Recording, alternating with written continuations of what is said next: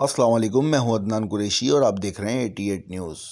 88 news نے آج سے کچھ دن قبل لیاقت آباد ٹاؤن میں ہونے والی غیر قانونی تعمیرات کی نشاندہی کی اور اس کو رکوایا، لیکن ایس بی سی اے کے کرپٹ ترین افسرانوں نے چند پیسوں کے عوض غیر قانونی تعمیرات کی اجازت دے دی۔ D G S B C A بھی ان افسرانوں کے آگے بے بس۔ وزیر بلدیات کا واضح احکامات ہیں کہ جو لوگ بھی ان غیر قانونی تعمیرات میں ملوث ہوں ان کے خلاف سخت سے سخت کارروائی کی جائے، لیکن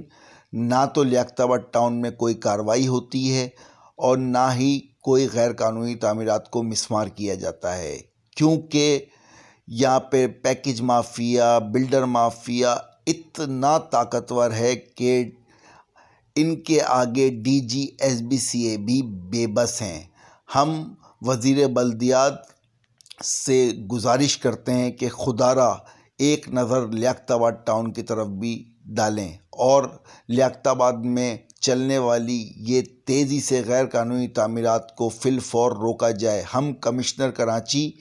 طاہر سلیم صاحب سے بھی اپیل کرتے ہیں کہ خدا را لیاقت آباد ٹاؤن پہ نظر ثانی کریں اور غیر قانونی